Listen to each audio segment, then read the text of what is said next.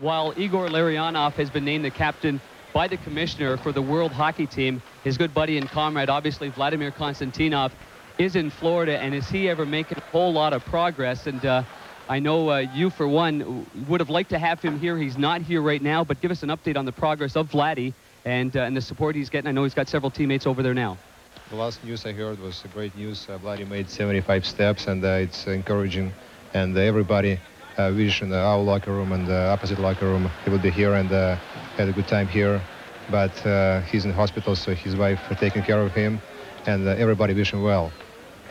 You've got every one of your teammates right here representing the world team with the sticker that you also have on the jersey, believe in all English and in Russia, for Vladimir Konstantinov and Sergei Matsnikanov, that of course is still in the Detroit area while Vladdy goes over to Florida and rehabs there.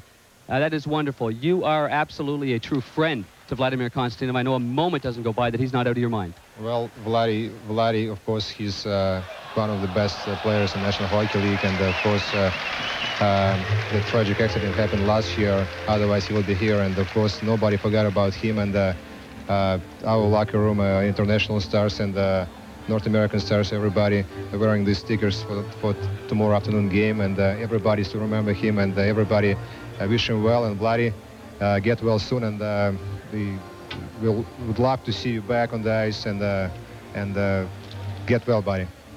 You guys are great, and you see what kind of a teammates you are, and friends, which is even more importantly. Thank you very much, Igor. Thank you. Igor Larionov. Now let's go back upstairs to Gary. Gary? Had a chance to grab Joe Sakic of the Colorado Avalanche out of his locker room. He's getting ready for the skills. We're going to see him later. What are we going to see you in later? I guess the first drill, puck control, and I'll be going against Peter Forsberg, so I better stretch. Or else I might pull something trying to keep up to him. That'll be about as special as it gets. Do you do anything special for these things to prepare, or is that it? Nothing really. It depends what event you're in. If you're in the fastest skater, which luckily I'm not, then you really have to stretch and get warmed up. But for the rest of the stuff, you just go out there and have some fun. So there's no truth to the rumor that you and Peter, if you end up going head-to-head, have agreed to tie? Well, our team, 16 ties this year. We might as well add a 17th for us. Have fun tonight, Joe. Thanks very much. Gary? Well, fellas, I'm with hey, it's a big surprise. I got a goaltender right here. They won't be stopping pucks for roughly 20 minutes. Eddie Belfour, how do you keep yourself loose, and are you loose? Well, you know that red-hot atomic bomb? I can smell it.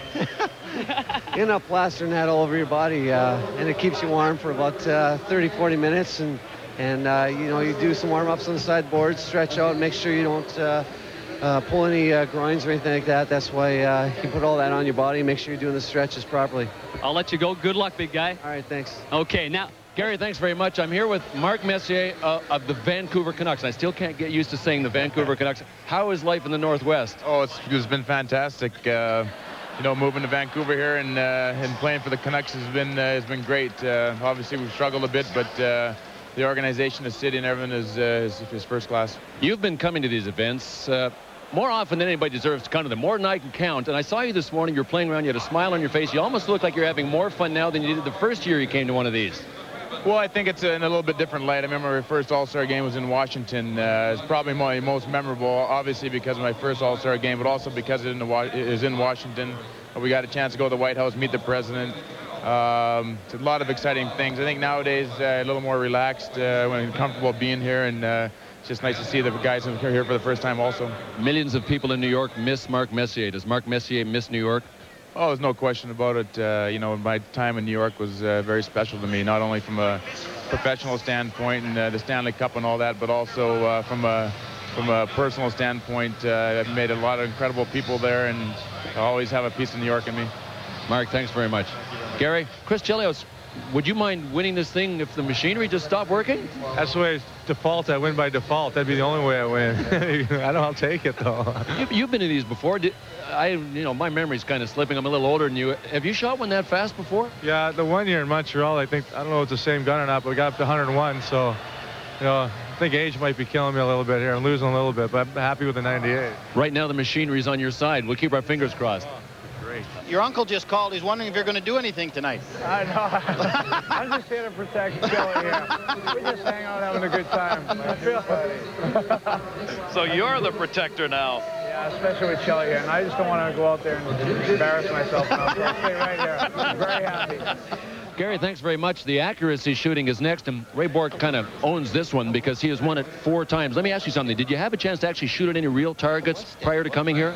Well, we had a little competition in Boston, the skills competition, so I hit 4 out of 8 there, so hopefully I'm saving the best for here in Vancouver. Let me ask you something. Now, you've won 4 times over the years. This is your stick. If we widen out here, Andy, just a little bit, and let's show this stick. Is this the same pattern that you've used for each win? It's pretty much the same pattern. The curve might vary just a little bit, but pretty much the same pattern. Okay, what's the strategy? Which one do you go for first, and in what order you try to hit them? I start hitting the bottom left first, then I go top left, then bottom right, top right, and I think the trick is if you're going to use all 8 pucks to win it, you ain't going to win it. So you're going to make sure you settle down the puck, take your time, and look at the target, and just go one by one, and hopefully you use 4 or 5 pucks. We know the strategy. The man's got the tools. Gary, back to you. Keith, what do you think of your effort there? What do you think of your effort there? Could have been better. I thought you were going to nail all 4 of those. I was just too nervous. Barry Morrow's put me on the spot. Disappointed, Barry. Maybe you wish you were in that race. That's why I should be on the bench.